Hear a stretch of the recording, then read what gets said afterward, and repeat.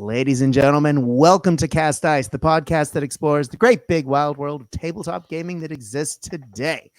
It's been said once or twice, mainly on this podcast, that we're in the middle of a gaming renaissance. There are just too many good games that we can spend our hobby time and our hobby dollars on, and it can lead to a serious case of not knowing what to play next.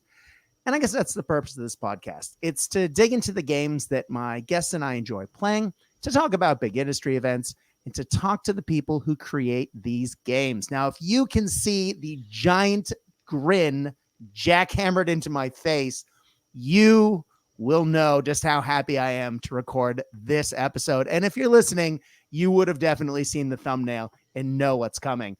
But my God, it is lovely to have another special guest on to talk about the history of gaming, particularly around some of the games that I absolutely adored playing in my 20s and really did shape the way that I grew up into the gamer that I am now.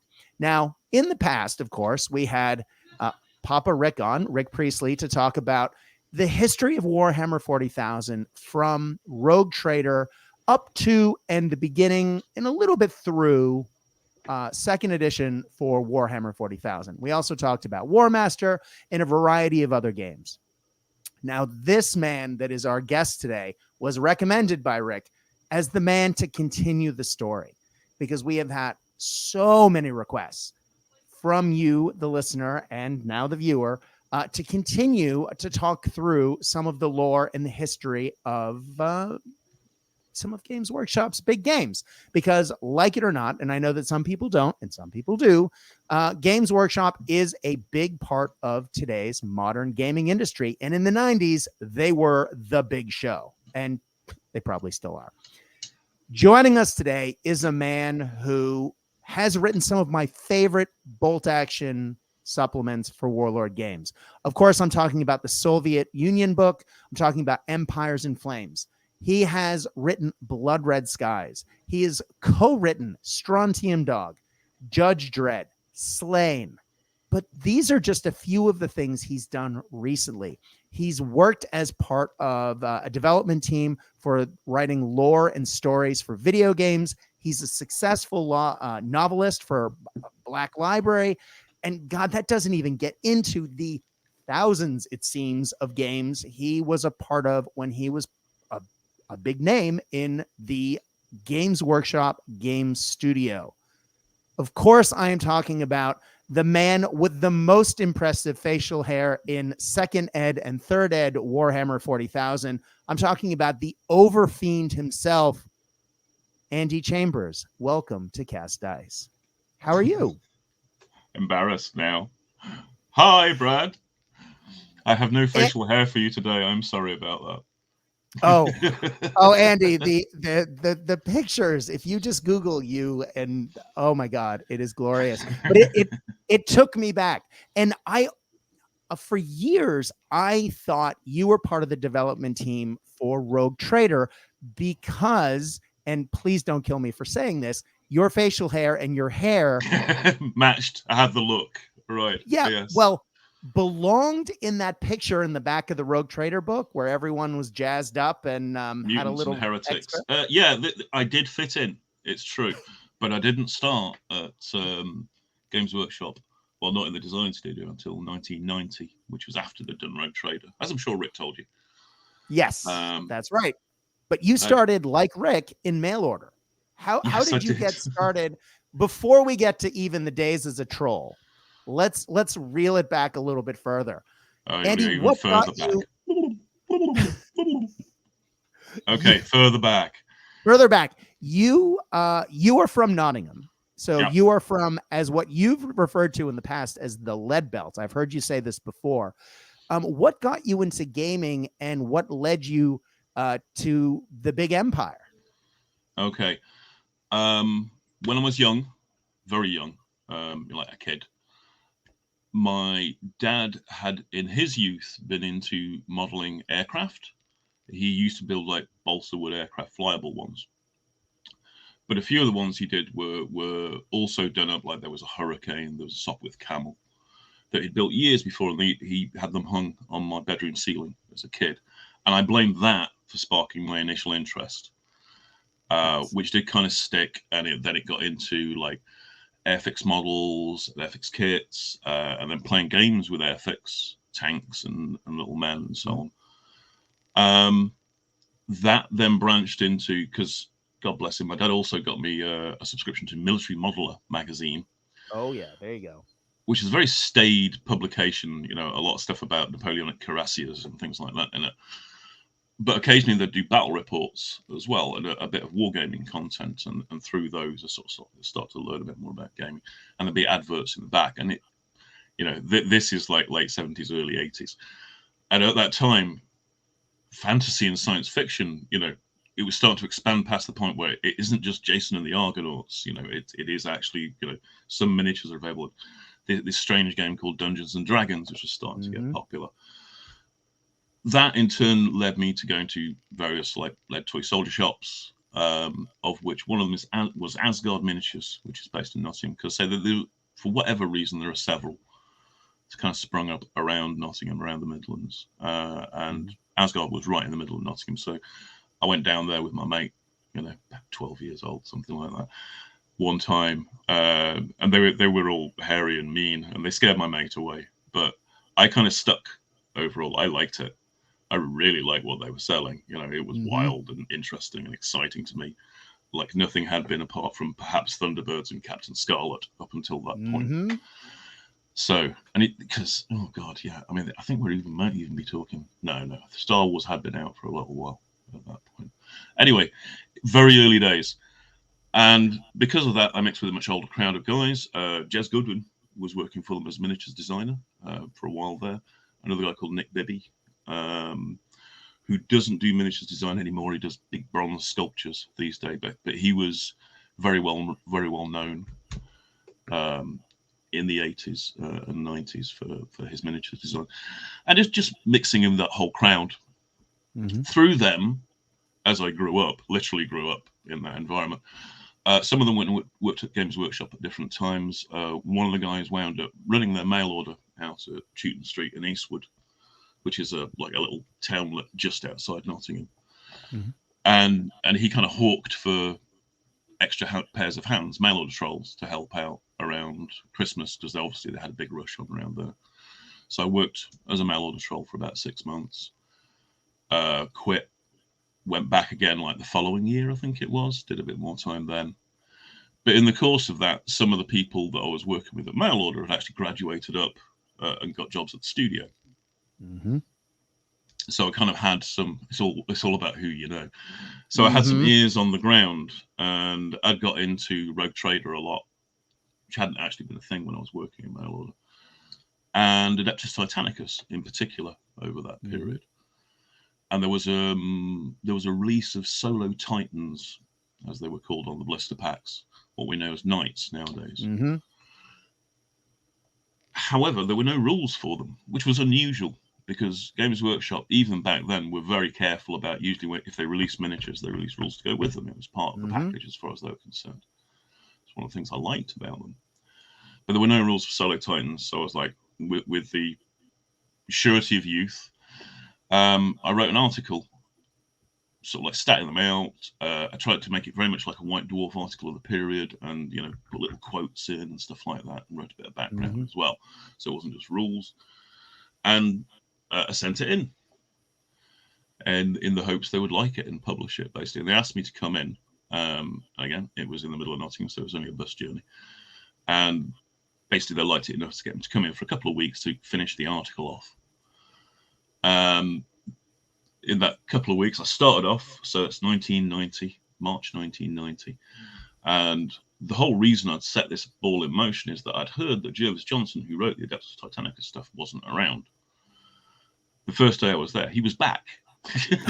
He'd been on sabbatical for like 6 months or something like that, but he was back. So I was like, oh, so this isn't going to be a job then. Look, Jervis is back. We're doomed. So I sat down and, you know, I diddled around with the article. And the first thing I got to find out was it was an important lesson in working professionally, which was like the article that I'd sweated over and crafted and typed out by hand on a word processor, because personal computers weren't widely available at the time. was going in the trash because they wanted to do something different with it. This whole idea of knights, and they came from these feudal world, dinosaurs, all this sort of stuff. Well, whereas I'd just done like they were little titans, they were just part of Titan legions. So that all went in the trash, and we rewrote it more or less from scratch. And they had specific abilities that, was in the brief that I'd never seen, of course, because I was on the outside. Mm-hmm. So, lesson 1, there you go. Whatever you think it is, it's not that. But from there, that 2 weeks kind of extended out to 3 months, kind of extended out to a year, kind of extended out to 14 in the end of working at Games Workshop, just being given successively different things because there was always more work than we could handle. In effect, because there was a monthly magazine going out, which a lot of the time had a lot of gaming material in it at the time because there wasn't necessarily the miniatures to fill it out.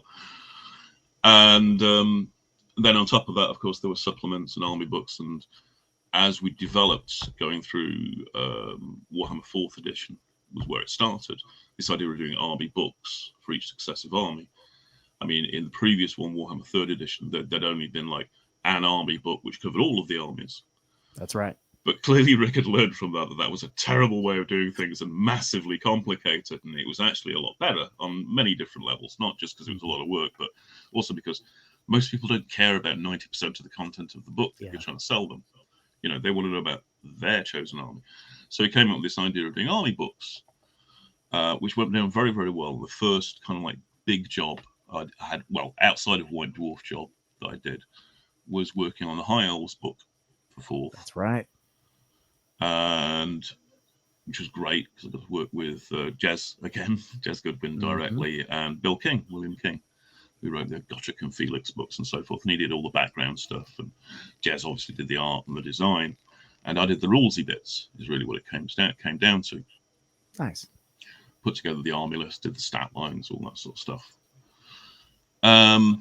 So fairly naturally after that, I was asked to do the Skaven book. Rick got me to do the Skaven book because I had a nice Skaven range already. The Jazz had done beautiful miniatures, and more to the point, one of the first things I did when I got to the studio was, I think we were playing a Mighty Empires campaign at the time or something like that, and I collected a Skaven army, like slammed it together over the course of 3 or 4 months over winter. I don't even know if it was that long, actually. Very, very quickly. But you were famous for that Skaven army because it was in White Dwarf. Yes, and indeed. It came at a period when painting armies for heavy metal wasn't really how it was done. They used to paint individual miniatures. Occasionally they'd do a unit sort of thing, but having a whole army done together was a rarity. So it came down to people's collections, and people's collections tended to be kind of bitty as well. And because I put together the army out of the available miniatures, tried to use them a bit creatively in some places, did some conversions, consistently based on consistent color schemes throughout. That was something I'd done with historical armies in the past, but it was a bit of a rarity for a fantasy army to come out like that. And while the individual painting, to this day, the individual painting is not that great, the mass effect of them was really, really good. I'd done Orc and Goblin armies in the past and stuff like that, not for Warhammer, but for Lord of the Rings and so on. So I knew how to theme an army, and they had a really strong theme, and it came across really well. It did. And once again, always desperate for a bit of content from White Dwarf, because early 90s. So they basically tarted them up, heavy metal tarted them up a little bit by putting some nice banners on them. And we took photos of them and put them in White Dwarf. And people loved it, absolutely loved it. To this day, more than 30 years later, people still remember me for that army, contact me about it and say, oh, hey, that Skaven army is what got me into Skaven, and so on. So it had this enormous, disproportionate, I don't know, actually, there was a lot of work went to it on my end, I guess, but it had such a big impact at the time. I think it was also fairly rare to see, it did happen, but to see one of the writers' armies in White Dwarf was a bit of a rarity as well. So it made a bit of a splash on that front. I don't think people had done a Skaven army before. Well, Andy, I got to ask, because the 4th edition book brought in some of my favorite Skaven spells, units. I mean, clearly we're going to get to Warhammer 40K in a second and a bunch of other things. But I mean, let's talk about Giselles, the Screaming Bell. I mean, Death Frenzy, Skitter Leap. I mean, there are just so many things that are integrally Skaven that we just automatically latch onto as Skaven players. And I am one that came from that book. Or were given rules for the first time that appeared in the fluff previously. You really breathed life because it was the first real Skaven book, right? I mean, a lot of the other races had been teased out more from my memory, at least, but the Skaven seemed to pop up from the ground and all of a sudden they were invading, and it was really exciting. It was like Tyranids in second ed 40K. When I read that book, it was like, oh my God, the sky is falling and it's full of spores and it's raining on us. What are we going to do? Skaven just sort of popped up the other direction. It was cool. Yeah. To be fair, quite a lot of the legwork had already been done with Warhammer role-playing for that. They featured as sort of bad guys and so on in a number of different campaigns. So there was some nice background going on there. And there'd been, I think it was Warhammer Journal, Warhammer Compendium, years before, when they first released the Skaven range of metals. Jez had written some background for them and done some art and so on, and banner designs and so on. And there was like an article in there, which is very much what I based the army book off. And obviously I had direct access to Jez at that point as well. And I'd already worked with him on High Elves. So I could just go ask him, basically, and talk about stuff. And it's like, I've had an idea and all this sort of thing. So I had a lot of good backup on that front, because say I'd already rolled through, got my legs under me doing High Elves. So for Skaven, I did Bill's job as well. I wrote the background. I actually got Bill to write some background for me, some color text, but mainly I got him to teach me how to do it. Because Bill's is a proper novelist. He's a proper writer. So for him, the struggle was always sort of like trying to write something in 250 words rather than 1,000 or 2,000. Right. So there was a lot of discipline around that, about trimming down. I mean, obviously I wasn't interested in writing novels, so doing it quick was good as far as I was concerned. But he taught me a bit about narrative, basically. So that was the narrative side. Army list side, obviously I'd done that kind of thing before, and it was kind of in my wheelhouse, and general imagery and so on. I got Jess to rely on. What you saw, things like Giselles and things, were mainly responses of me playing with the Skaven army based off the old original one that had been in the Warhammer armies for third, finding out where it was flawed in some ways, almost unplayable in others, and putting in things to fix it overall. So Giselles, well, the original Warhammer Armies version has got you basically got 2-3 ranges. No, you've got a few different range sources, but they're all like slings or Deathwind globes or warp fire throwers. Very short range. Yeah. So you'd have this early game which consisted of like scrambling across the tabletop towards what was very commonly, surprisingly, a line of cannons and dwarves with crossbows in many cases. It was very gloves off Warhammer 3rd edition. Yeah.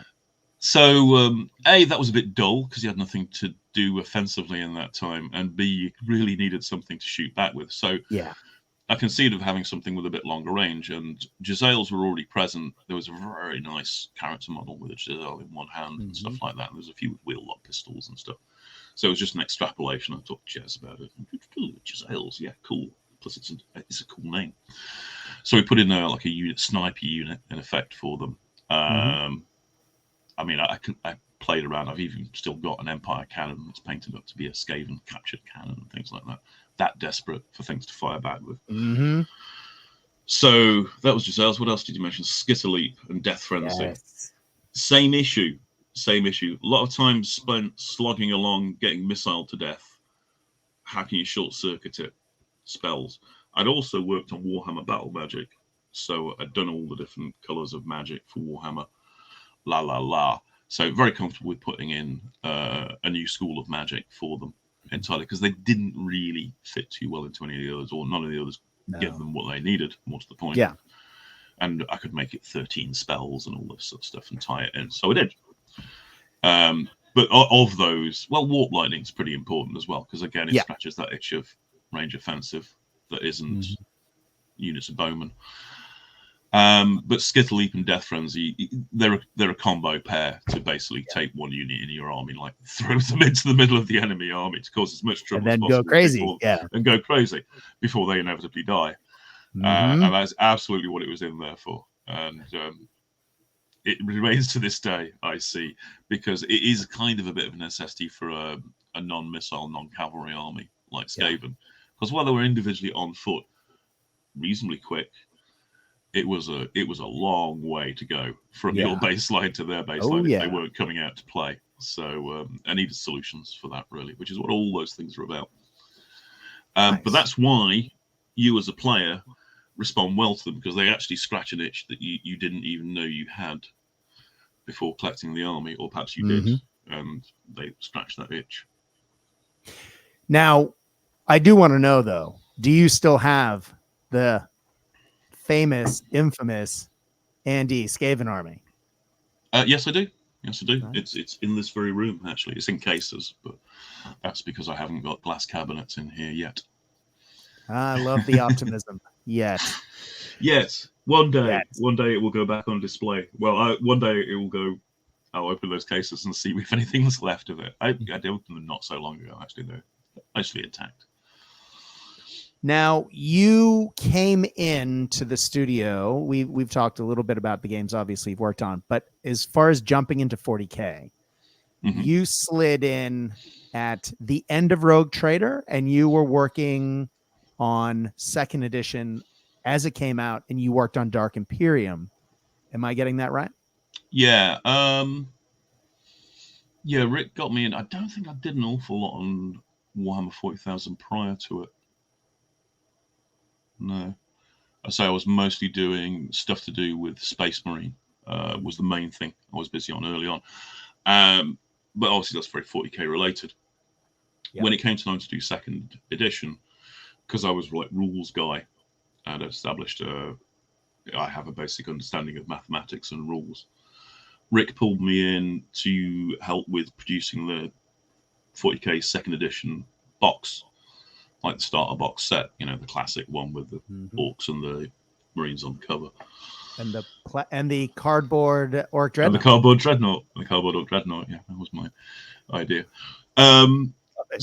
Which I'd always really loved the starter sets, because it was one of the things that got me into Games Workshop was the Adeptus Titanicus set, because unlike previous games, it actually included the rules and the miniatures and some terrain and the templates and the dice and the reference cards, and everything you needed to play was there. Those styrofoam buildings, I still have them. Genius. They're great. Yeah, they were really great as well for the time. In particular, they were amazing. So I had a lot of time for that, and the fact they were doing it for 40K, which I liked, and I say I'd played Rogue Trader back in the day. I'd just mainly been diverted by doing other things in the intervening time. It was very exciting to me.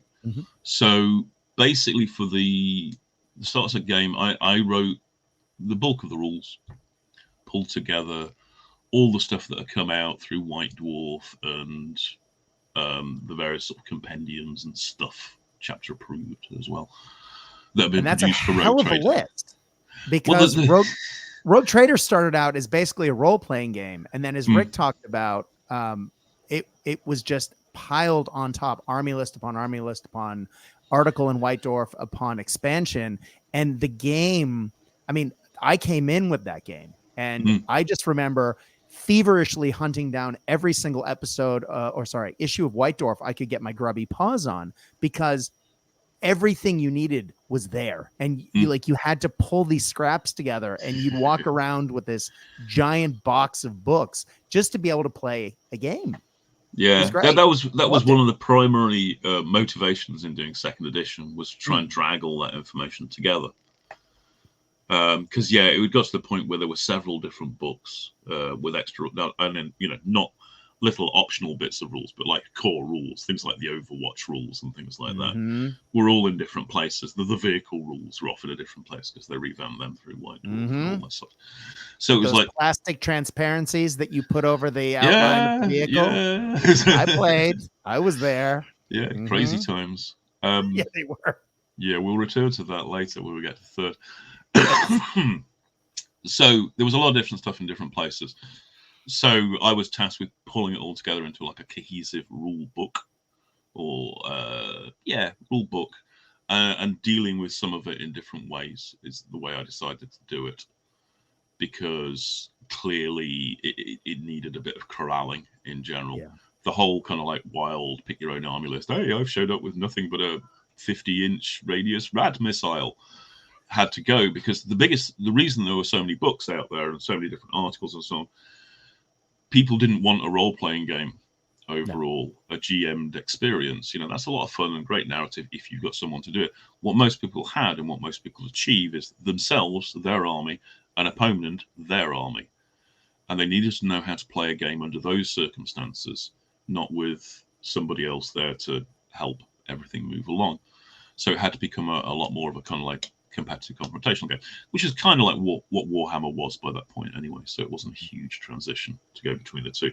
But obviously, various things had to get pulled together, much as I'd done for Warhammer Battle Magic, where you just kind of like, woo, nearly. I mean, not that I can claim Warhammer Battle Magic is some great marvel of balance, because it's not. But it got things under control to a certain extent. And that's what Second Ed was for doing as well, getting it all in one place and cohesive. It definitely felt a lot better to play. I distinctly remember the first time I put Second Ed on the table and I started pushing it around, and I had a thin little rule book and I was working off the army list that came in that box, and it felt amazing. It was just like, oh, look at this. It all works. And then, of course, we got additional army books, much like the Warhammer Fantasy 4th edition. And those were fantastic as well, because, of course, I was collecting those for Fantasy at the time. And just to be able to get those for 40K was wonderful. And the game was very granular. I mean, you could really fall in love with the detail of that game. But a lot of what I still think of Warhammer 40,000, and I played for, decades, didn't come until later. And I know we're going to talk about that in a second. But any other big memories you have of second edition or the development of those armies? Because I have a question about Space Marine, which I know is jumping back. But okay. Let's return to that in a second. Second edition, the codex. The codexes were a big thing. I say we'd come off doing Warhammer Army books, so we very much had a kind of like a format that Rick had worked out for doing that, and it was just a question of rolling through into doing the various different factions in Warhammer 40,000. It wasn't until towards the end of doing those that we started to really go mad and get our oats under us, which is when we did like things like Chaos Space Marines and Tyranids. Chaos Space Marines is one of the best books ever written, hands down. I have an award for that one. It is so good. They really they left a mark in a big big way, must be said. The John Blanche page in that book, I had that framed in my house for a long time because it was that double spread. It was glorious. Love it. Yeah, a lot of lightning in a bottle in that one, I suspect. And sort of like laid a lot of things. But going back to the starter set, the kind of the core set, was actually a surprisingly tight little game. If you just play with box contents of here's some squads of Marines versus some Gretchen or versus a few other Orc squads, it was really in second edition 40K's happy place. Because it was still at its heart very much Rogue Trader, very much kind of like role-playing experience. Okay, we dressed it up more as a competitive game, giving you tools to make it into a competitive game, mission cards and stuff like that, so that you had a natural scenario and things like this to play around with. But the game itself, as you say, it was very granular. It was like I fire, my sergeant fires his bolt pistol at the Gretchen. He hits, he wounds it. The Gretchen doesn't save, of course, so it's removed. And so on. And at that level, it played really well. But of course, the immediate thing, as it happened with Rogue Trader, was that armies got bigger, more vehicles, more squads, more stuff, more psychic powers, and so on. So the great ramp up of complexity began at that point, which is ironic that I cite Chaos Space Marines and Tyrannies, because I think the early Codex books were about 80 pages long, 80 to 96 pages long. By those ones, we were up to like 128 and stuff like that. They were real wedgy books. And books like Orcs and the Tyranids, and to a degree, a little bit the Chaos Space Marines, but they added so many complex units that had intricate rules. I'm thinking Shock Attack Gun. I'm looking at you, or maybe that's Rogue Trader. No, it was definitely second ed too. What's the giant rocket that would land and cause an earthquake? Pulsar rockets. Yes, the Pulsar rocket. But I just all of have those come out of like earlier, like Here We Yes. Go and places like that. While the Orcs books, so there were actually Rogue Trader things carried over into second. Yeah, Squid catapults and things as well. Yeah, that's all Orc stuff you're mentioning. I notice. Well, I do remember. I'm just the Biovores. They would just spit out, and you would have Biovores to and figure spore out mines. Yep. where each spore mine landed, and then you'd And where have it to resolve drifts. each one. Yeah, and whether it would pop if you got too close to things. And I remember that being a phase in and of itself, because I played in several Baltimore Grand tournaments for second ed, and I actually played with Tyranids one year in second ed, but I didn't use a Biovore specifically because I didn't want to bother with those rules. But I ended up playing like 3 other Tyranid players, and I was just like, oh God, here we go. Yeah. It was a giant rule sink. It must be said, I'll confess now, Brad, I was young. I didn't know any better when it came to designing games, so I only knew what the sort of games that I'd played, and I played them and I liked them. So there are a lot of like little complex subsystems that are brought in for games, for those games in particular, for particular unit types, where okay, we've got this unique unit type, let's write completely unique rules for it. Make perfect sense, But once you sort of take a step back and look at the totality of it, I mean, I don't know. As you say, it's granularity. Some people like that sort of mosaic style complexity. Yeah. But the fact you really had to know your army and know the rules about it, and preferably if you're fighting against another army, it's best to have some idea of what they're capable of. But good luck if you didn't have the book and you haven't fought them before. There's a certain appeal to that. There is a certain appeal to that. But I have to say, sitting on my throne of games design decades later, I'm like, oh dear. It was all very ill-disciplined, wasn't it, overall? Well, if you had asked me at the time, I would have said it was the greatest thing ever. And I wouldn't have traded it for the world. And spoilers, in a couple of minutes, we're going to talk about trading it for the world, because there's another book that crept along that changed things. But I don't want to keep mentioning this and then pulling back. But we'll get there. Tease. That guy. I do want, before we get out of second ed, when Rick came on, he said that second ed's rules, of course, folded into a separate game system in and of itself. And I know that you worked quite a lot on it, specifically the Outlanders expansion. Can you talk to us a little bit about Necromunda? Because I played the hell out of that game. One Mardi Gras, I escaped New Orleans because I was living there at the time. And my partner and I at the time went to the UK, and I made the mistake of walking into a Games Workshop store and spent almost my entire budget for the trip on Necromunda and a whole lot of gangs. So please talk to us about this, if only to years later make me feel less guilty about spending all that money. That was money well spent. You could probably sell it on eBay now and make it all back.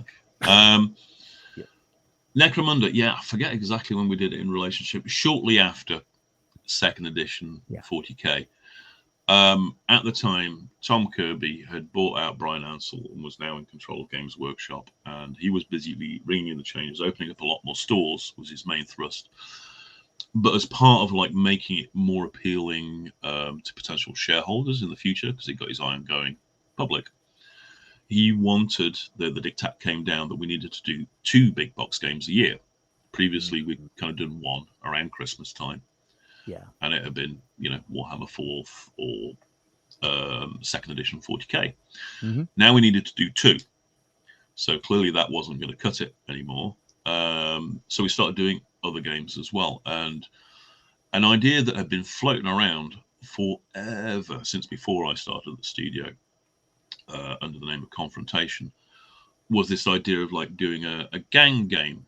It's very much a spawn of kind of like Brian Ansell's reign, in the, if you went back further to before he did games, which Brian Ansell had another rule set called Laserburn, which kind of had a similar kind of a vibe and aesthetic to it. It was like scrappy, skirmishy stuff was the idea behind it.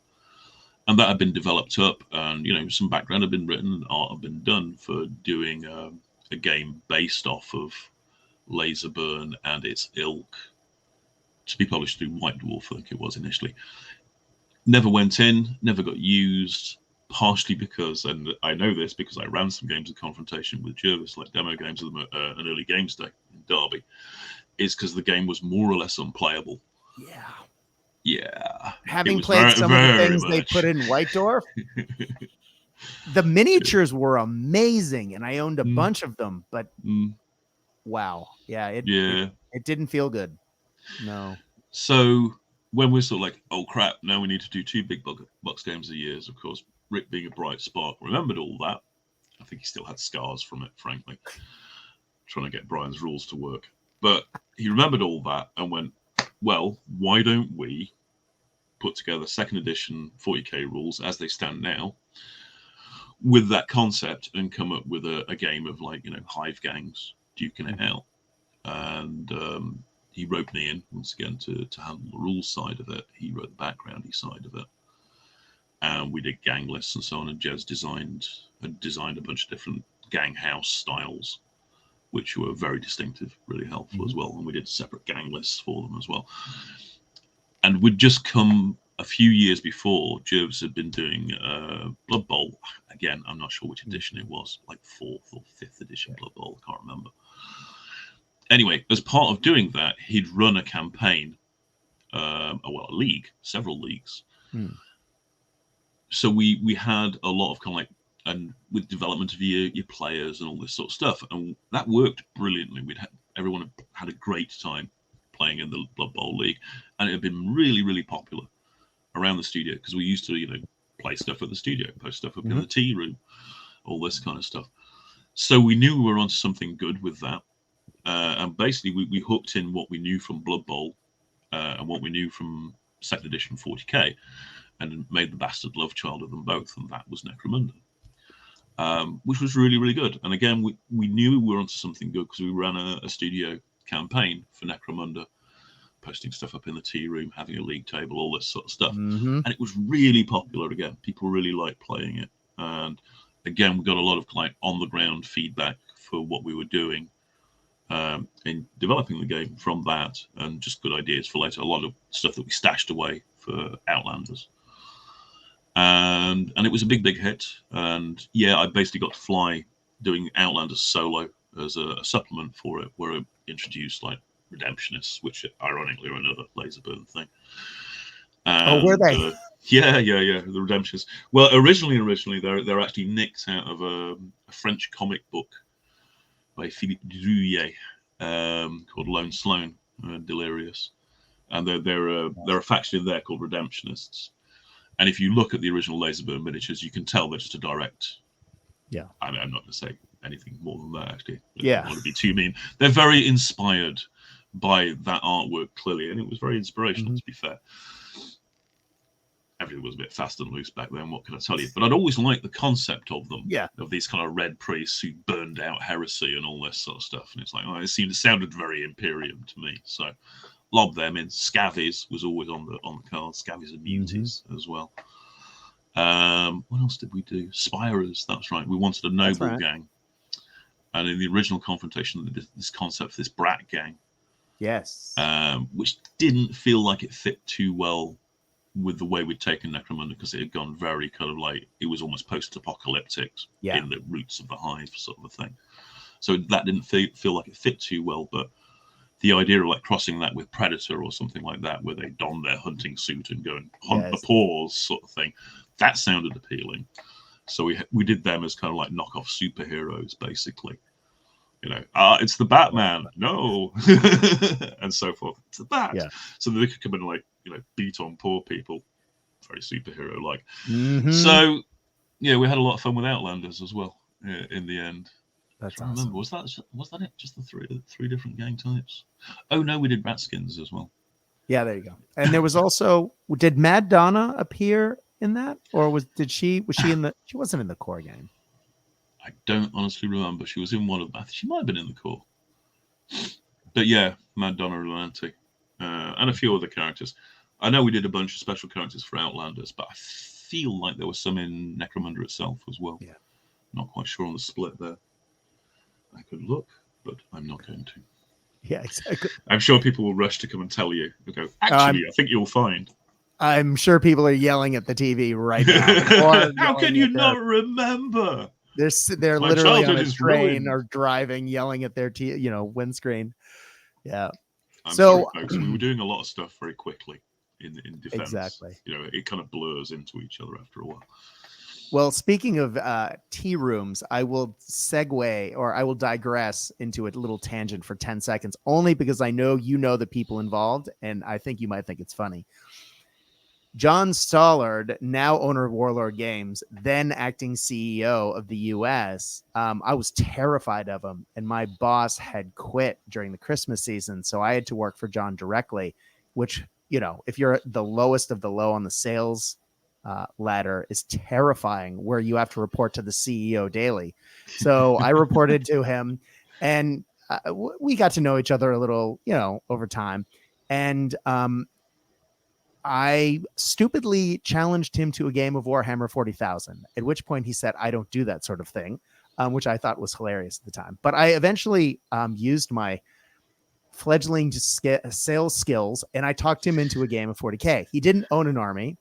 So he borrowed one of the other trade salesmen's, Blake Schroed's Imperial Fists. But I brought my Judge Dredd themed Arbidi army from Citadel Journal, and we set up in the tea room, and we played, and we got a whole bunch of really impressive terrain from the studio, and we were setting up and playing. And because the tea room for the U.S. facility was next to the warehouse, all the Blister Sisters kept coming in. None of whom actually played this game. And none of them, it was a surprising number of them had never even seen it played. And so they all came in and were like, what is this? And I was like, this is what you do every day. They're just widgets. The CEO was going, widgets, oh, God, I can't believe I'm doing this. It was a wonderful moment. So, but who won? John ducked out at the end of turn 4. And I ended up finishing the game against Blake. But so I think you didn't have the good enough sense to lose to him then. Was let the Wookiee win? I was about to say, let the Wookiee win. But yeah, my sales team were like, don't let the Wookiee win. And I was sitting there going, oh, I'm going to let the Wookiee win. Oh, dude. I like my job. Anyway, let's segue just a little bit into one of the most, from my experiences, one of the most controversial edition changes in gaming history. Now, I might be overselling that, maybe overbaking it, but you're laughing. In the history of the world, no other gaming change has been so controversial. Actually, I disagree about that. But yes, you're talking about second edition 40K to third edition 40K. Now, Rick did blame this squarely on bean counters when he was on, and he said that there was the idea for this wonderful, complex, rich second edition game that was never made. Instead, the gears got shifted, and it went to thin pamphlet, not pamphlet. What I don't even know what you call the third ed books. I love still codexes. They're just skinny codexes. They were just skinny codexes. Is what we used to call them. What did you call them? Yes, skinny dexes. Skinny dexes. Now, at the time, I remember getting the box, and I loved the look of the plastic Space Marines. I loved the art. I loved everything that was going on with it. I pre-ordered the box. I was an avid Grand Tournament player at that point. I traveled across the U.S. to play in the Baltimore Grand Tournament every year. And of course, I wasn't going to miss my chance this year. I got my ticket. I got my box and I opened it up and I started reading and went, this is a very different game.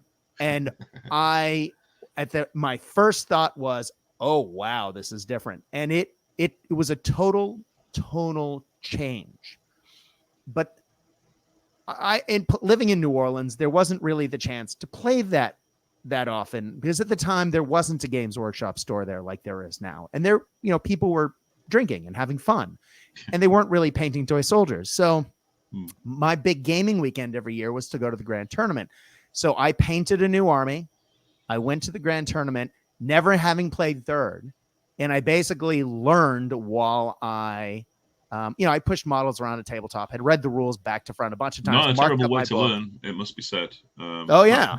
Could be a terrible way. But I was thinking specifically for third ed, it'd be fairly forgiving of that kind of thing. I did really well, actually. But third edition ruffled a lot of feathers. And I know a lot of people, I can think of people today that haven't played since second edition, and they still play second edition. I am not one of those people. I have not played second edition since second edition. However, when I think back, because during COVID lockdowns, my friend John and John asked if I would like to play a game of Rogue Trader, and we played, and it was an incredibly clunky experience. It hurt. I couldn't believe Space Marines were toughness 3. They moved 4 inches. It was unbelievable. After playing that game, I pulled out all my second ed stuff and I started to read it again. And I had been reading the fluff again and again for years, but I hadn't actually read the rules. And I was shocked at what I read, because nothing that I assume, like a Space Marine being toughness 4, having a 3-up armor save, games being 6 turns, games being played on a 4x6 table. Yes. Staples that have now gone to so none of this many is other in Rogue Trader. Yeah, that's right. Right? We put it all in second. Yeah. Well, that actual playing the game part, is the origin of all of those things. Well, maybe not all of them, but most of them, particularly the 6 turns and the 6x4 table, which has been a crucial part of 40K / countless other game systems since it's the industry standard. Andy, can you talk to us about, people love to crap on third edition, but I think it is literally one of the most influential editions and so underrated. I think. Okay. Talk to us a little bit about it, because development going from second to third must have been a hell of a journey. And I want to hear more about this. Yeah. One thing I'll say to you right now is, whenever you do an edition change, people are unhappy. Right. Some people are unhappy about it because they like the game as it is. That's why they're playing the game right now, obviously, because they like it the way it is. And the fact you have to do an edition change has got nothing to do with them, and it's not being done for their benefit. So obviously they don't like the fact that you're doing it, which is not to excuse not making those people happy. It's just, it is a fact of life that when you do this sort of thing. Now, why would you do such a thing is the next question you have to answer. And it's like, well, sad truth is, for commercial reasons. Yeah. You're making games for money. On behalf of your employer, God bless.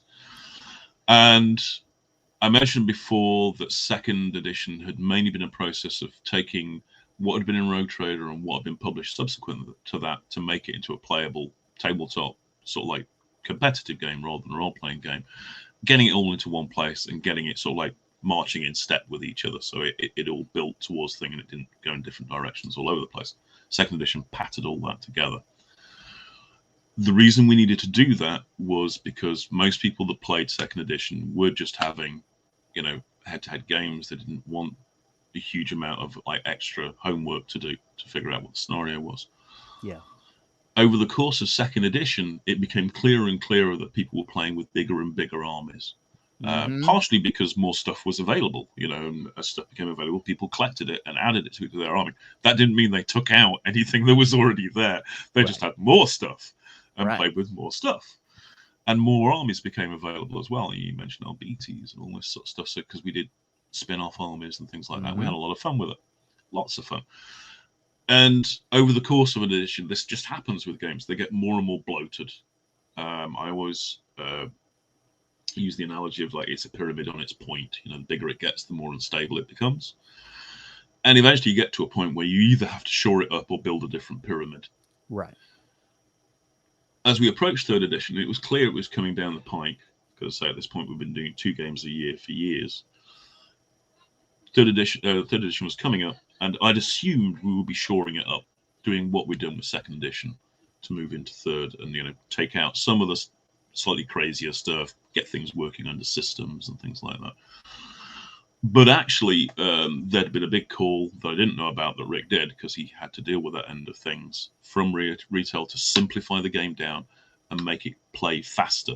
Because it has to be said, second edition games are not quick to play. No, they're not. The more stuff you put on the table, the slower they get. Yeah. And obviously, they wanted a point where they could have a game with somebody in a store and it'd be really, 20, 30 minutes and you got to a resolution, that kind of thing. Because life was speeding up. And this is mid-90s we're in now.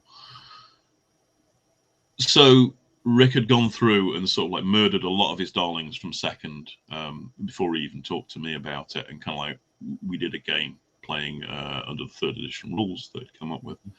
And I remember my initial response was I was horrified, absolutely horrified by what was going on, particularly in regard to vehicles, because vehicles had been this almost jewel in the crown of your army before, as you say, with the funny little templates and the locational hit diagrams and all this sort of stuff.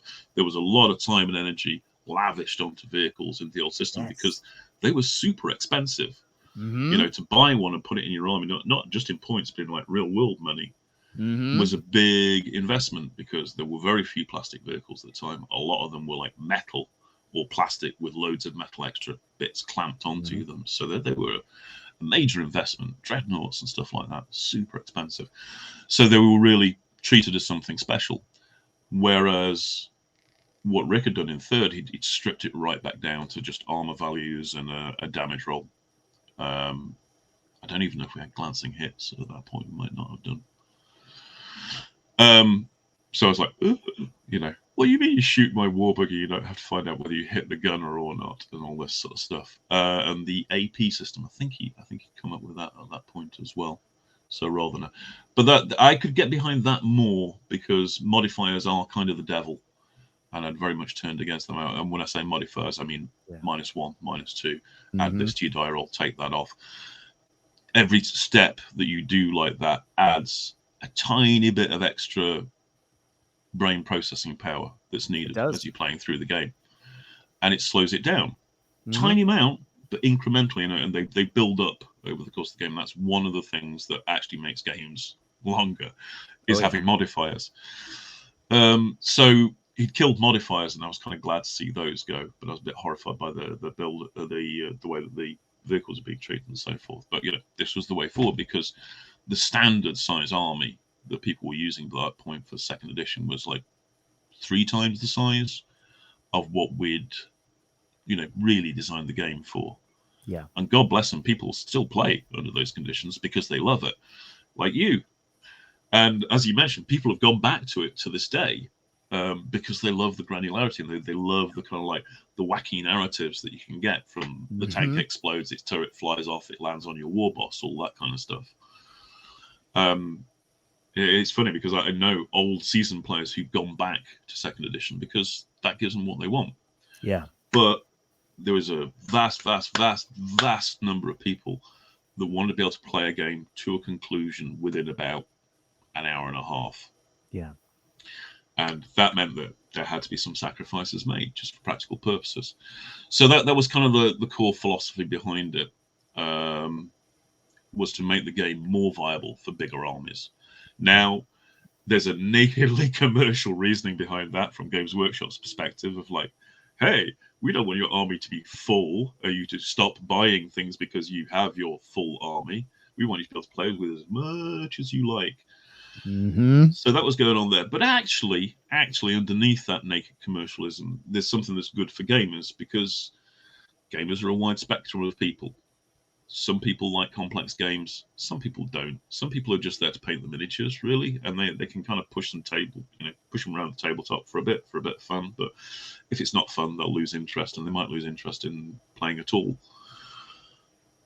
Plus all those people that you've got them for the first time. It's their first ever tabletop miniatures game. You got them for 10 minutes right now.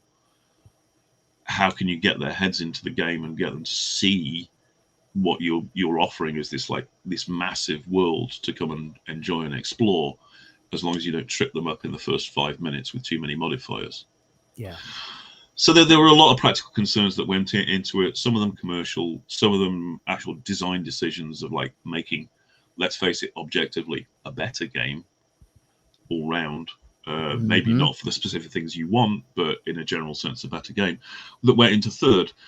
Along with those were the hideous practical concerns when it came to codexes of, well, actually, no, that came from retail as well. Those big, fat 128-page books, hard deal to sell somebody on buying a book that big. They wanted something that was smaller and punchier and cheaper to sell for codexes, because that was an essential part of the collecting process. But trying to sell somebody on like, oh, you can have these models, or you can buy this big thick book that you have to read to collect this army, it wasn't a great selling technique as far as they were concerned. They wanted something slicker. So between those two things, horror for the second edition players. What have you done to my favorite game in all the world, you monsters, you absolute monsters? Which I empathize with. I'm sorry, guys. I really am. Yeah. It's still there, though. People still play it now. So it's not like it went away. It was just the new tranche of players coming into Warhammer 40,000 were being taught third edition rules rather than second edition rules. So I can understand the sudden lack of opponents as well being gutting. But that was what it was. It wasn't my fault. Rick made me do it. If he didn't make that clear, he was a liar, because he did. And I just did the best I could with the cards I was dealt. But I mean, you can understand why people might get bent, given that it wasn't just a new set of rules and they weren't significantly changed, because they were, but it was all of the books, all of those glorious army books that we'd had and the codexes we had in second ed. All of a sudden they were gone, and they were everyone was starting from scratch. I'm so glad I kept those books for years and years and years. And through the Thindex years, I used the fluff from the second ed books and the rules from the third ed books. And I thought that worked really well. That's a good compromise, and perfectly valid, because we tried not to invalidate the previous codexes when we were doing the third edition ones. They were really as much to get the army lists out there as fast as possible, because that was the other reality, is that we'd done the codexes for second edition. We'd churned them out over the course of years. Right. And some of them we never even got to over the course of second edition either. Sorry about that, squat players. You didn't make the cut.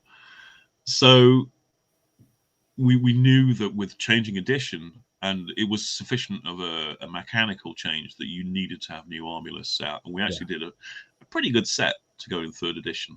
And that was a glorious thing as well, because it meant we could actually rebalance the fuckers at the same time in some vague sense of balance, rather than like, here's just like half a decade's worth of blancmange and good luck finding balance in there. So you could actually have like a year zero on everybody's stats, everybody's costs. That was a great thing design wise, and I have no regrets about that. But the reality was, we knew we'd be having to push out codexes basically monthly on the same sort of schedule as White Dwarf. I don't think we actually hit that in the end, but that was kind of the plan. And okay, we had slightly more guys working at that time in the design department, but there still weren't many of us. No. And obviously the art and the miniatures resource, photography resource, and the layout resource would have to be spread amongst those codexes as well. And all of that combined with the necessity of, like, we want smaller books, cheaper books to sell, meant skinny dexes was the way we did it. And to put it in perspective for those who weren't around for this, I talked about the second ed ones were like 80 to 96 pages. They started to extend up to 128 towards the end of the edition. things creeping at the end of the edition. Who would have thought it? The third edition, they were scheduled for 48 pages. We did some in as little as 24, if I remember rightly. The obsession about eight pages and things multiplied by 8 pages, by the way, is to do with the printing process for those of you reading at home or listening at home. Basically because they print in 8-sheet blocks is the reality of it. That's what you get off the roll, and then you divide it up to make your pages. So multiples of 8, because otherwise, if it's not a multiple of 8, the other pages you've got will be literally, when you get something where it says these pages intentionally left blank, that's why, because you're going to get them anyway. So in our case, it's like, well, we're going to have 48 pages, so we will use every inch of them as much as we possibly can, and get an army list and get as much background in as we can. And that was the challenge. And again, from a creative sense, many times having boundaries on what you can do is good for you. It actually makes you focus on what's important. So I am proud of the codexes we did in 3rd edition. They're very pointy indeed. They weren't as indulgent as like 128 pages on whatever you like, but they weren't as indulgent as 128 pages on whatever you like either. So I think we did well with what we had. I'd agree, because as someone who played a lot of 3rd edition, I started working for Workshop in 3rd edition towards the end. Oh God, not even towards the end, maybe even towards the beginning. I came on right when Battlefleet Gothic and Dark Angels came out. So still fairly early in the piece. And I played 3rd edition religiously. All of a sudden I was surrounded by people who played it as well. And so I ended up playing gutloads of 3rd edition. And I think, as you say, I think those books had so much in them as far as rules and units that you could experiment and put on the tabletop. Sure, they didn't have pages of rules for each unit, but it meant that you would use them. It meant that they were easily picked up, and they all had their own flavor and feeling. And it was just a wonderful time to be a 40K player, in my opinion. And I do want to finish. I occurred to me, while you were talking, that I didn't finish this. When I went to that first 3rd edition event and I played, and I was nervous about being, oh God, this isn't the 40K I'd played before. Let me try it out. Let me try and learn it. I don't think I had gotten there were a few, out of years of playing in the grand tournaments, there were a few games that went one way or the other gloriously. But if you were having a close game, there was no way you were going to finish that in 2nd edition. Yes. And I remember walking out of the first 3rd edition, and keeping in mind, new edition, I'd never played it. New player, quote unquote. And I finished all 6 games and won 4 of the 6, and had gone, wow, that is a much faster, cleaner gaming experience. And which is why I never played 2nd edition again, because in my opinion, this was the way to play now. And of course, that design aesthetic, or not even design aesthetic, just the feel of that went through 4th edition, 5th edition, 6th edition. And it wasn't till the end there, when it was spiraling into 7th and then had to be hard reset for 8th, that finally came to an end. But Andy, your work on that edition, that followed through how many iterations? That's a hell of a framework to start with. I had good help at the time. As I say, we actually had some good guys on board in game development. I was overfiend of a few different heads, like Phil Kelly, Graham McNeil. Gav actually helped out as well. That's right. Pete Haynes a bit later on I brought in as well. So we had some good heads working together for that period of time. But yeah, peak of my powers. What can I say? Right on. Well, I do want to ask about something else, because I have one of my favorite books of any game system, and I love a game system. The art in any book, my favorite to this day, is Space Marine. The original Horus Heresy was always it was my jam. I loved it. I thought it was fantastic. And I loved it when Black Library finally started coming out with the novels, to the point where today I went out and I got the Horus Heresy 2nd edition rulebook.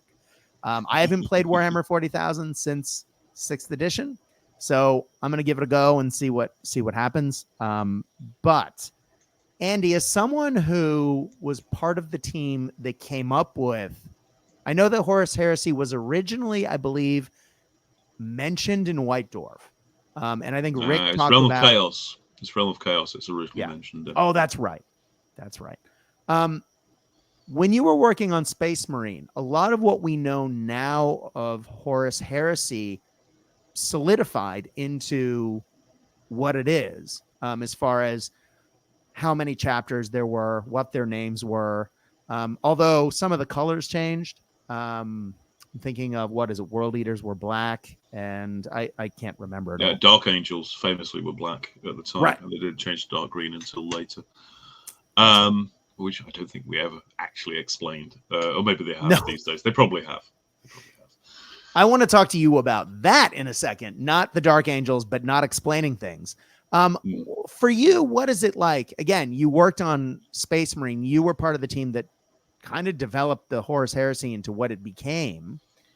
Now, I mean, again, new edition. Everyone's talking about Horus Heresy again. What's that like for you?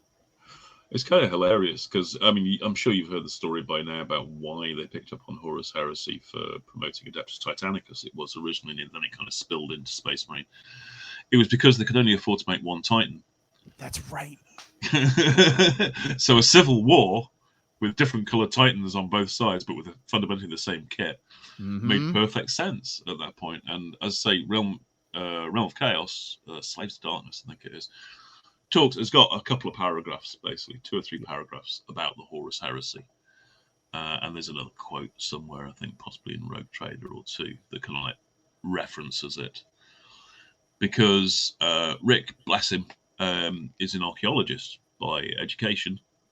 And so he's got a great appreciation of history, particularly things like Roman and Greek history. So he knows that there will be things in like historical works that reference prior instances, and because the nature of archaeology is very fragmented, we don't even have a 10th or 100th of all the documentation that was provided in the ancient world. Right. So you get things like the historians sort of like, of course you must reference my History of the Ancient World volume 3 to see about the Primordia heresy or what have you. And then it's disappeared somewhere, some medieval monk wrote over it a long time ago. So we don't have that now. So that those dangling references was something he always loved and was great at encompassing. And the great thing about having those dangling references, open doors, we used to call them, is that you can then come back to them later and expand on, what was the Macarian Crusade or what have you, that you just put in a throwaway line. Who are the Catan? Throwaway line somewhere else. And that was one of the great ways that we always had kind of expandability, because 40k was rife with them. It didn't attempt to be a comprehensive or complete history of everything that had ever happened, because, again, Rick had got this archaeological perspective on it. We're like, we don't know. We don't know what happened 10,000 years ago. We have some ideas. We certainly know what some people said happened 10,000 years ago. But we don't know. So there was always, the Horus Heresy was the fattest of these, really, because it got seized on early on for Adeptus Titanicus and then Space Marine for much the same reasons. Oh, hey, we can produce plastic Space Marines. Let's have them in 2 colors. Green and blue, hey.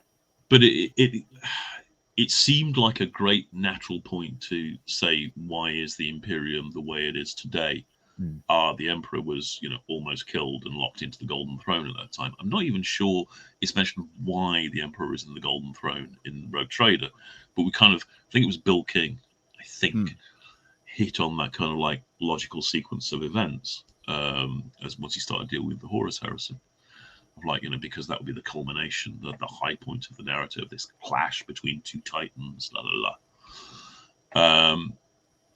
So it got this great kind of like operatic and almost historical bent put onto it from that respect. So yeah, and it stayed around to this day. Mm-hmm. Probably one of the largest pieces of singular lore that exists in the 40k universe, which I find a bit of a shame in some ways, ironically, because it kind of tends to drown out the current 40k universe, and it's no longer a historical event, as it were. It's been promoted into its own thing. But there you go, commercialism for you. It's like what, 20, 25, 30 novels now? I don't Oh, even... it's more than that. It was 40 when I last talked to Graham about it. And they've been publishing novels since then. So I think it's more than 40 books for Horus Heresy from Black Library at this point. I know, it's crazy. I'm really like, I was seriously actually about talking about edging and teasing. That's the biggest edge tease ever. Well, I actually picked it up again recently because the Siege of Terra, and it's like the story that we've been waiting for. Have we finally got there yet? How many books is this going to be? Exactly. Well, getting back to literally the game that you were working on in the 80s, the Siege of Terra. But I want to get back to what you were talking about a second ago with open doorways, with what Rick was talking about, because I've heard you mention this in another place, and I honestly can't remember where I heard it. So I can't give the credit to the podcast that you were mentioning it on, and I'm sorry about that. But you were talking about, and I would like you to discuss this because I thought it was fascinating at the time, how open doorways are good for imagination and good for games. We're not supposed to, I mean, in a game that has such an expansive, immense, never-ending universe like Warhammer 40,000, we shouldn't know everything. And the fact that we do know now more, and you can get people saying, it kind of takes away from the game. Well, what's your question? I guess, do you still feel that way? I guess, could you elaborate on that? Because I loved those open doorways as a kid. And I love, for example, that having recently reopened some Horus Heresy books and gone back through, one of the first things I did was take a look. Do we know who the missing 2 Space Marine chapters are? No, you never will. No, exactly. Well, I was hoping we wouldn't, because I didn't want to exactly. know. I because love that'd be a source of disappointment for you at this point. If it was actually revealed, it would feel cheap. Yeah. Yeah.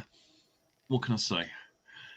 There's several levels of narrative design. Okay. Starting with almost the individual character. Who is this guy? What does he do? Expanding up to, a group or a gang or a nation or a faction or an army or whatever. Who are they? What do they do?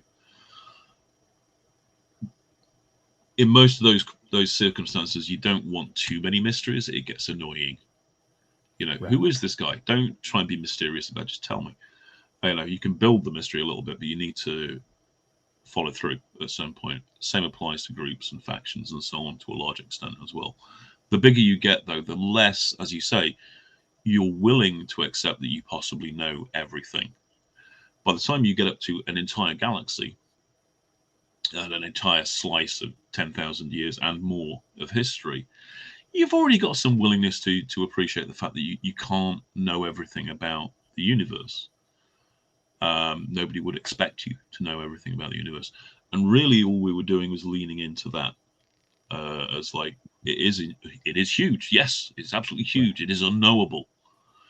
A lot of times people make the mistake of trying to explain their universe, from the ground up. You see it in things like Star Wars franchise stuff all the time, where everything has got to fit into the mosaic they've got and build onto it. But the problem they have is because they've been doing it one piece at a time, that mosaic is tiny and feels tiny all the time. Everything happens on Tatooine. Why? Because it's the only recognizable planet we have, really. The other ones, we've used them once or twice, and they don't have enough character. So they kind of have to loop back to those core facts all the time, and can never get very far beyond them because they're always having to go back to them. 40k was very much painted as a different canvas, to be a vast canvas, with points of detail on it and a massive amount of darkness in between. with the invitation, the implicit invitation there for you to put your own narrative onto that, to imagine, to play around in that space, all those spaces. And that's one of the reasons it's still around today. It's still popular today, and people cite it for its depth. It hasn't got depth. That's a complete lie. You think it's got depth. You imagine it to have depth. You like the idea that it has depth. And what we've actually done is you can see it done with artwork sometimes, where people just paint something just by the highlights, just by the points of light, but it's still fundamentally dark. It's that kind of thing. And consciously, I think it started unconsciously because that's the way Rick's brain works, but we all picked up on it and we all built onto that. And 10,000 years is a long time, was a thing we were fond of saying to each other. In regards to, like, any number of different stories can exist and have been forgotten about by this time, or only just come to light and all that kind of stuff. So there's no contiguous timeline to follow, or you must and so on. So it's a great creative space to a large extent. I suspect it's less great now for those poor guys having to do all the Horus Heresy books and things like that. It's a lot more constrained. But certainly, where back in my day, it was a very open arena to play around with ideas, which was what I always thought was the greatest thing about it. Is we can show you different Space Marine chapters, we can show you some ideas of different worlds and terrains, but we're not trying to say these are it. Right. There are many, many others out there, and it's that invitation to be creative and make some part of it your own, which I think is why 40K's maintained its popularity. Expanded on it. There's a quote in Rogue Trader about there being 1,000 points of light in the darkness, and when you focus your eyes on one, by the time you do, it's already gone, and another light has popped up. And that was always sort of the metaphor for 40K for me. I don't need a special character. I don't need a named character, because they lived in a time and a space, and that may not be the time and space that I'm playing in the 40K universe. Yes. And I just enjoyed making my own stories. And I thought that was one of the glorious things about the game and the universe, was it was so expansive. And yeah, it was great. Yes. Well, Andy, let's shift gears slightly, because you worked obviously through Warhammer. We've talked epic scale, we've talked Titanicus, Warhammer 40,000, Necromunda. These games all are on tabletops that resemble, how should I say, something that we could recognize if we looked out the window. Then you worked on another game, Battlefleet Gothic. Completely different scale. We're talking about a naval game in space. Now, I've talked to you a little bit about aerial combat games with Blood Red Skies on the Warlord cast. Please do listen, folks, if you're interested. But Battlefleet Gothic was a massive change, and I was basically handed the box when I walked into Games Workshop, because I was about to start selling it, and I had no idea what it was. And it blew my mind to try and pick up that game, shifting to centimeters, bespoke dice, just the scale of it, a naval game. It took me a little while to get my head around it, but God, I loved playing that game. And we had a staff league, and we played quite a lot of it. Can you talk to us about its development? Because it was a big jump from other games of its time. Now, it was Space Fleet was the White Dwarf version / the little box that had been out previously. Yes. But which I owned. But Battlefield Gothic was a completely different game, and a much better game. Nothing at all to Space Fleet. It's like Necromunda. Actually, it goes back in time. When you work in a studio, you'll find this happens, folks. For those of you that do end up working in studios, stuff never dies. It comes back around again. Partially because people were like, I don't want that to die. I want it to come back around again, and they do. What happened was, when I started out in 1990, Richard Halliwell was still there. He'd written Space Hulk previously, been very successful for Games Workshop, and he'd been asked to do a spaceship game called Battlefleet Gothic. And because I was the young sprog around, he dragged me in, play tested it with me a few times. It was not good. It didn't really play very well. That eventually just sort of like just fell flat. They didn't bother following through with it. I'd always really liked the ideas behind it and the imagery behind it because, again, Jez Goodwin, that name again, I'd done a bunch of concept sketches for Imperial ships and stuff like that, and Eldar ships that were gorgeous, and I really loved. I still love spaceships in general. Always have done since I was a nipper. They're the real thing that makes my heart pound more than anything else. I'd got into Adeptus Titanicus in part because it was a bit spaceship-like in some ways, in that you were controlling individual powerful entities that could take some damage and dish it out. And I loved the idea of Battlefleet Gothic. I didn't like the reality of it in terms of a game that Hal had been working on. Eventually, the stuff that had been done for that, and there was some art done, and there was even some plastic miniatures done for it, potentially, and some metals, plus Citadel had acquired over the years various other manufacturers and their molds, and there were some spaceships in those ranges as well. So there was everything that was required to go, except a game. Eventually, Jervis wrote a game for it called Space Fleet, which was a nice little game in itself. Did a box set for it, including those plastics that I mentioned.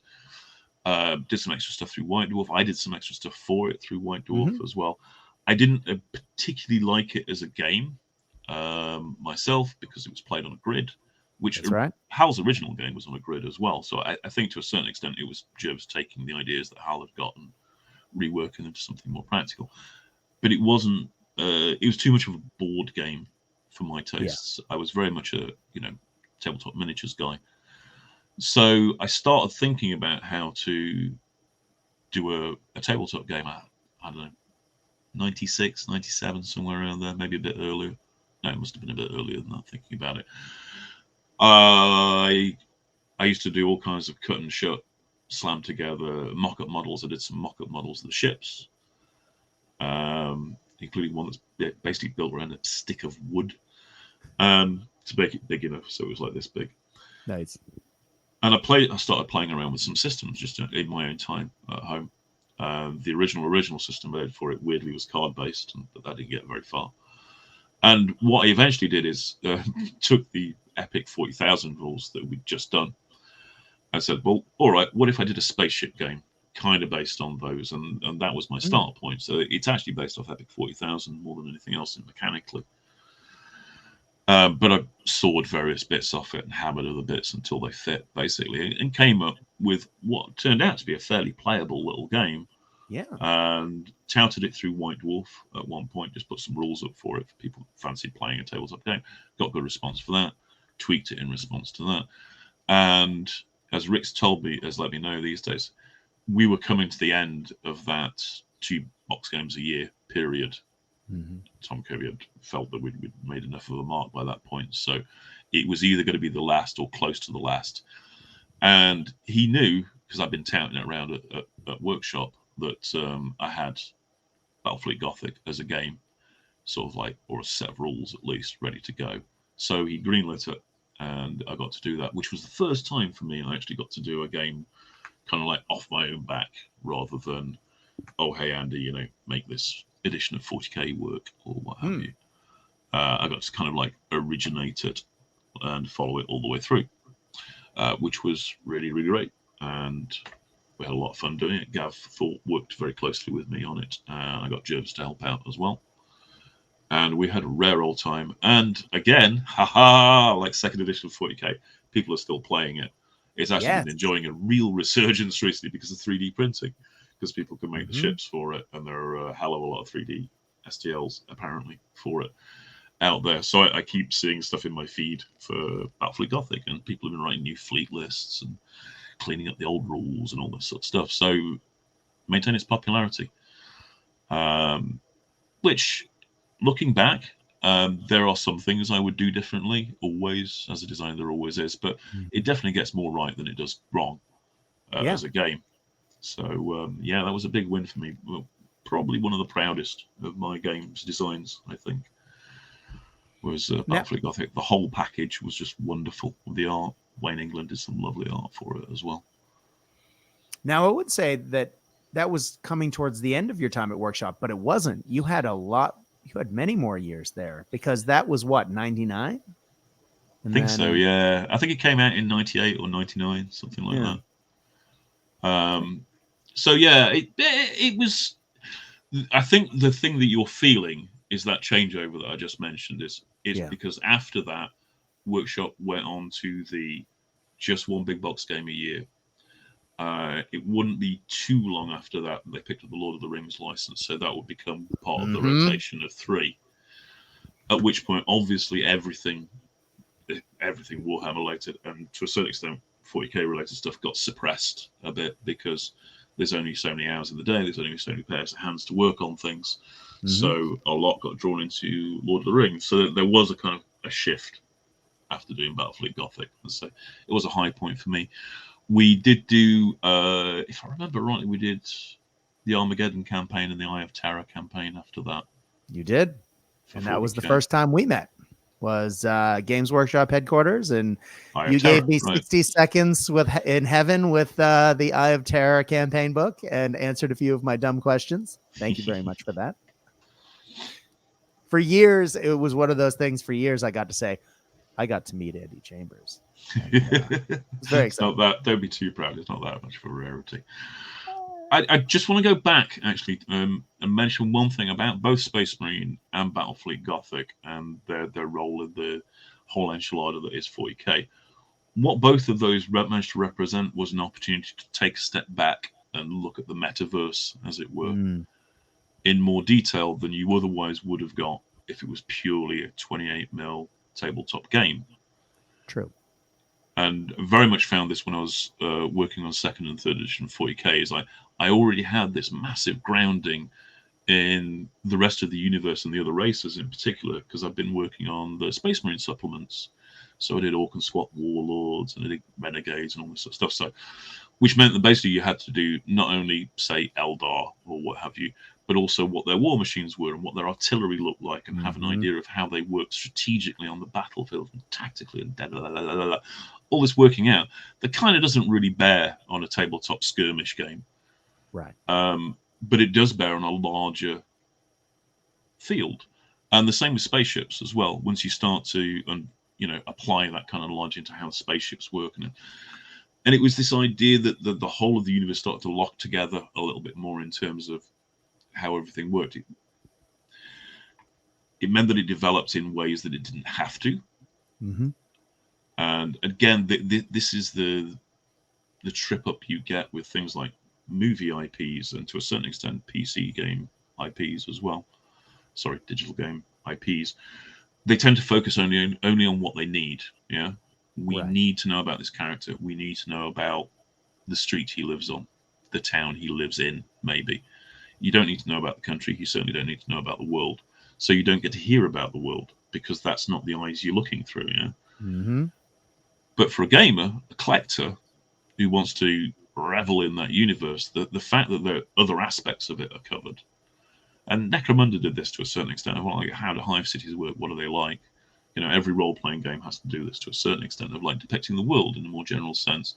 Battlefleet Gothic and Space Marine forced us to look outside of the perspective of the immediate tabletop games in terms of the background and the art. And they had a huge impact because of that. It was kind of disproportionate.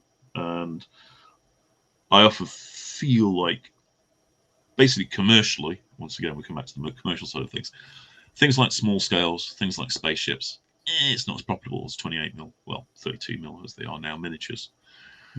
But there is a value to them as well, in that they force your universe to grow. So it was kind of unconscious and lucky for Games Workshop, but that's the way it worked out. I can see that now. And Battlefleet Gothic is just a prime example of that. That's the bit that makes all the other bits work together, because now you know how you get from world to world and whether there can be a fight in between. So good times. And how many times have we seen that in Black Library books since then? It's every book.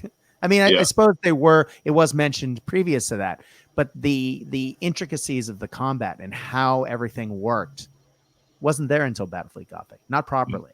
So yeah, absolutely. And as you were talking about earlier with open doors, that just opens up the universe far greater.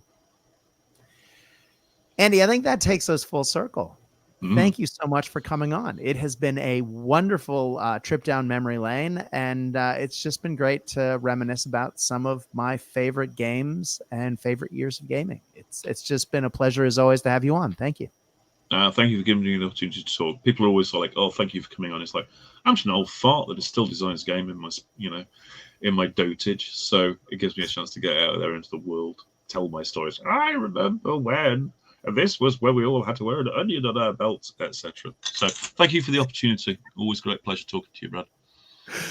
Well, speaking of things that you're working on these days and the onion on your belt at the moment, let's talk. Slain has just come out. Judge Dredd, of course, is in the rotation. It is still available through Warlord Games. Strontium Dog you can find around the joint. Those are all part of the 2000 AD universe games through Warlord Games. Judge Dredd, hell of a lot of fun. Highly recommend. And a friend more of mine stuff just coming for Dread as well, as I'm led to understand it. I'm sure that Paul won't murder me too much for saying it. I'm pretty sure he said something about it at the Warlord Open Day. So more stuff coming for Judge Dredd.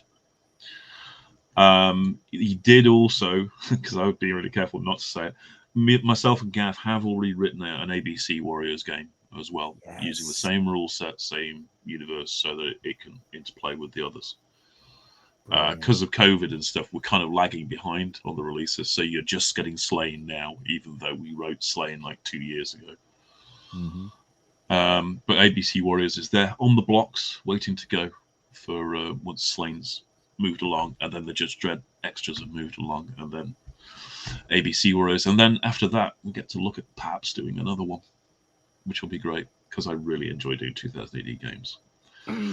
It's like a pure Rogue Trooper, possibly. It certainly has been discussed as a likely candidate for the next one. Big fan. Yeah, me too. But unfortunately, my initial proposal, like doing it in 15 mil, it's a mass combat game, not going to fly because of what I was just saying about commercially speaking. That's suicide. So. Yes, no. Well, let's also talk about Blood Red Skies, because you do love your fighters, and that is going strong.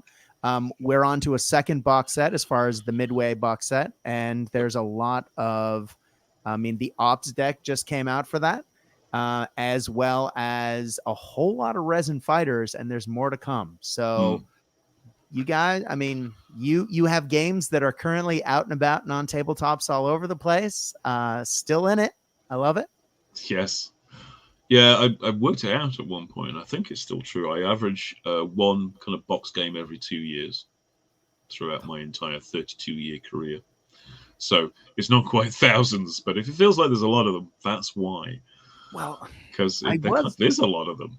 I was just writing them down earlier before I actually sat down and looked it up online, and that is a lot of games. And then I looked it up, and I hadn't even hit half the list. And it was embarrassing. Oh, that's brilliant. Including edition changes and things like that.